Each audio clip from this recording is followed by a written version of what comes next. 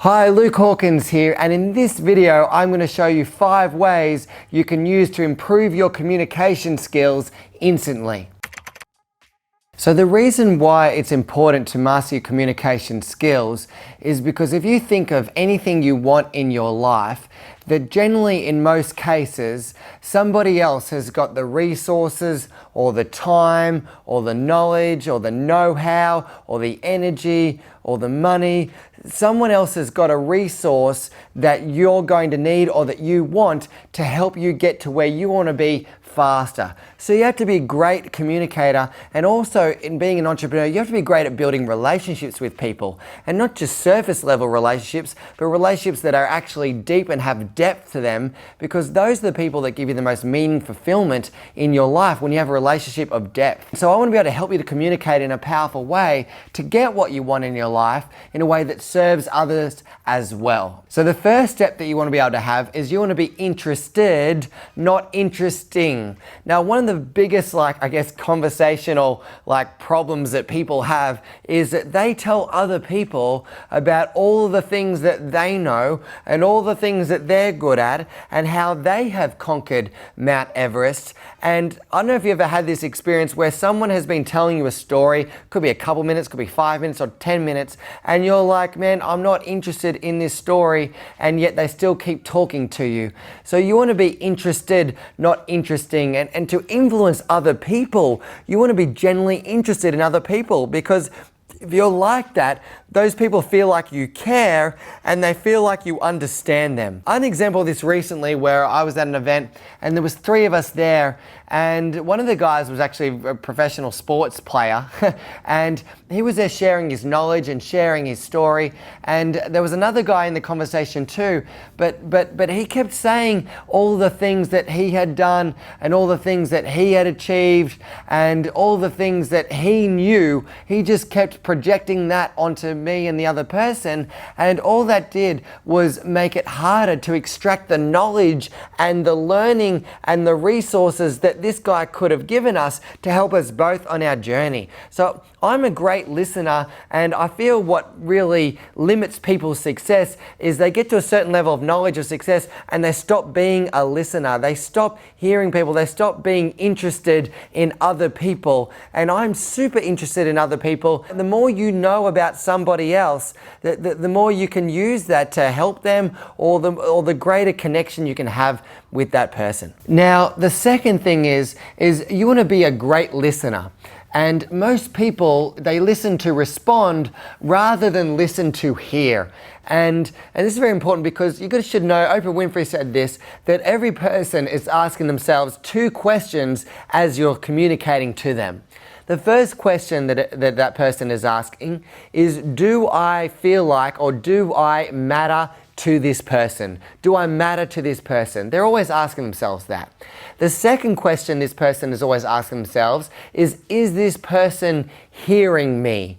And if you can really hear somebody and not just surface level their language, but what is behind what they're saying. And most people, that they listen to respond and they delete, distort and generalize what the other person is saying, what they think they mean, but very often what can happen is that they can mean something else very different. And that comes to just really hearing people fully and letting them empty out before you make your judgments about people, or before you project what you think that they mean onto them. And Eckhart Tolle talked a lot about this, and he said as soon as you meet somebody, what generally happens in your mind is you start to make up some labels about that person.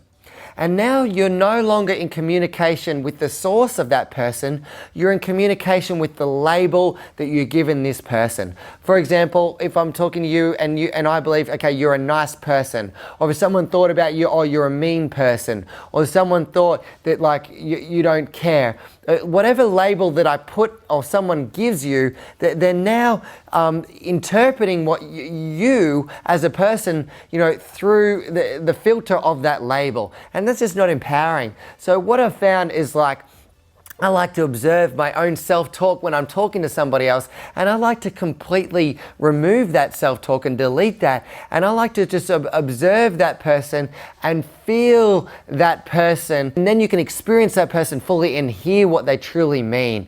And I heard something really important that comes as part of being a great communicator also, that's also part of being a great listener, is when you go into that scenario, you go into that circumstance, you've got to know, you've got to be responsible for the energy you bring into that interaction. And so, because you're responsible for the energy that you bring to any interaction, it's super important. Now, what's super important as the third step that you need to really master to be a great communicator, to change your results instantly, so you want to talk in terms of the other person's values, not just your own. What does that mean? Well, the values are like your priorities in life. They're what's important to you. Have you ever had a situation where you've been talking to somebody and they've been talking to you about everything that's important to them, but they're looking at you, what they're talking about is not important to you at all, yet they keep talking and talking and talking. So if you weren't interested in fishing and fishing was really important to me, and I just kept talking to you about fishing, I'm going to lose you. So I'm always, it's that fine balance of being able to like pitch and catch, where you might be like pitching and saying what's important to you, but then also you have to be able to ask the questions and be able to talk in terms of what's important to them and relate it to how what you're saying, it can be used, based on what's important to them. That's super valuable. So I want you to be able to do that. When I got that message, that means I could communicate and relate to anybody, because the biggest law of influence, by the way, is relatability. People want to feel like you can relate to them, and the best way you relate to people is by sharing values in common. It's in a relationship. If you don't have things in common that you're interested in, then there's nothing to relate to in this relationship. Which is super important. So the other element that's important in terms of speaking in terms of the other person's values is the different communication styles of men and women. Let's just use it in terms of, say, the man was masculine and the woman was feminine, right? Now, women like to communicate or share stories for the purpose of feeling heard and understood and that you care. That's why they share stories. They just want to feel understood and heard. That's for the feminine, right? So they might be telling you a story that has, that maybe might has no point to it or no relevance to it, but all they're wanting to do is feel heard and understood by you. And it's very hard for a male brain or a masculine person, because the masculine person or the man, generally if he's masculine, the man is asking himself two questions as he's hearing your story, ladies. He's asking himself, what's the point to this story and can I fix it? And generally women might be telling a story where there is no point and they don't want their problem fixed. So they don't want any of that. They just want you to hear what they're going to say and make them feel understood. And if you can do that, then men, you're winning, right?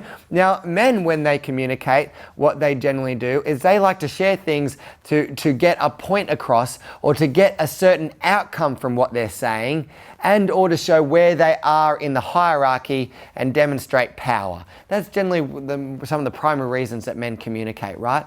So it's usually to get a result or get a certain outcome, to make a certain point, or to show where they are in the hierarchy and demonstrate the power in the hierarchy.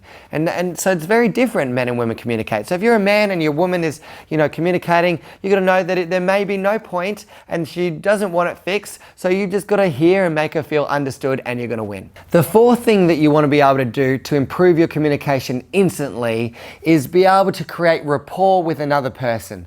That means when you can get someone to be totally responsive to you. Now, when people communicate, you should know that 55% of the meaning of what people communicate is delivered through the way they use their physiology, which is the way they use their body. So 55% of the meaning of what I communicate is demonstrated through the way I use my body. And 38% of the meaning of what people communicate is given through their voice tonality. Right? So if I talked to you and I said, yeah, I'm really interested, but my body was this way and my voice tonality was quite low, then that's really not showing interest, right? So that's very important. And only 7% of the meaning of what you communicate is done through words. So your physiology and your voice tonality say a lot more about the meaning of what you communicate. So always make sure that's in alignment with what you want to say verbally. The other element of this is what's called sensory acuity. And that's the ability to observe and know that your message is being accepted by the other person, and the other person is receiving your message well. Have you ever talked to somebody where you've been at a party and you've been showing them all the signs that you need to go? You're like, I gotta go, I gotta go, gotta go. But they have no ability or no perception of you demonstrating to them that you need to go. That's not having sensory acuity. That's them not having the ability to notice that you're no longer wanting to hear their communication, and therefore you want it to change. So that's what sensory acuity is the ability to use your senses to observe how they are feeling and experiencing and responding to what you're saying. And the fifth thing that is most important is be you. You know, Oprah Winfrey said you can be a way better you than you can be as a copy of somebody else. And you know, it's about authenticity and connection. If you're struggling to connect with people, generally it can be because you've got some protective mask that you're wearing and you're not fully hearing people, and you're not making them feel like they matter, and you're not making them feel understood. All right, that's super important. And I know a lady that called up, she said, oh, I've had, you know, all these people hang up on me on the phone, or people like, you know, lie to me and all this. And that's, I've had people cut off the conversation and leave me.